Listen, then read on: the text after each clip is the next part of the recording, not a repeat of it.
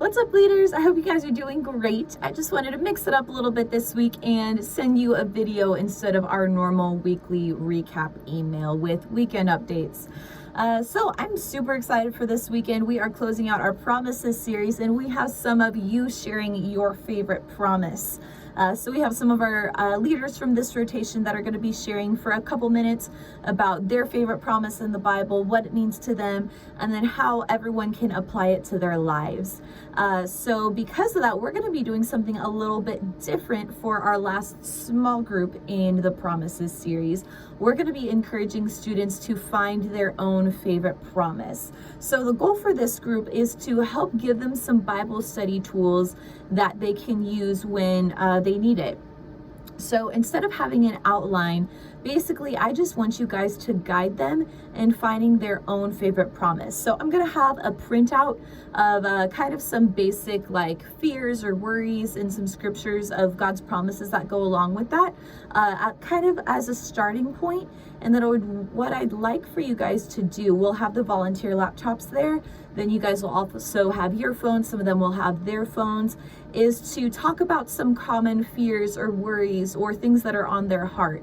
And then literally just show them how to Google God's promises about fill in the blank.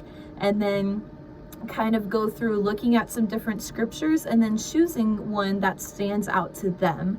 Then if you guys want to, you guys can kind of take some time to share anything about your favorite Bible study techniques, ways that maybe you look up Greek and Hebrew words, maybe you highlight it a certain way, maybe you read the context, maybe you look up different commentaries. Obviously, we don't want to go like too in depth. That's something that's not realistic for them to do. But I absolutely believe that our students, even at middle school, can study the Bible in unique and creative ways, even if that's like Bible journaling and different things like that.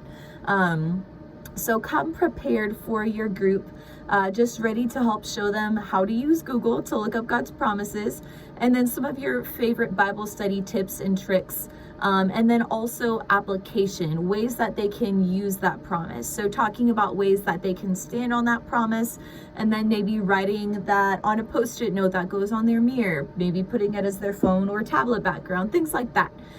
So like I said, this is less of a like structured small group, and it'll be how to find God's promises, how to study God's promises, and then what to do with God's promises. So how you can kind of remind yourself of those.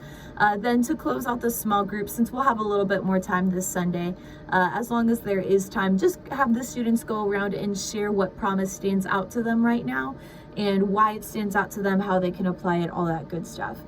So that's what this Sunday is going to look like. Outside of that, it's going to be a pretty normal Sunday. So instead of our weekly email, just wanted to send this as a little mix up to your weekly update. I did want to let you know that youth conference is coming up so soon. Our registration is closing Sunday at midnight, so it's going to be our last chance to get them registered. So we want to make sure we're having family conversations before and after services. If you guys haven't registered, make sure you're registering on Eventbrite as well.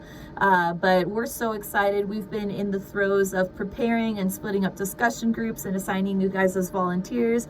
I know we'll be seeing lots of you guys soon on our call tonight, but we're super excited for what's coming up. But we'd encourage you to please join us in prayer for this event.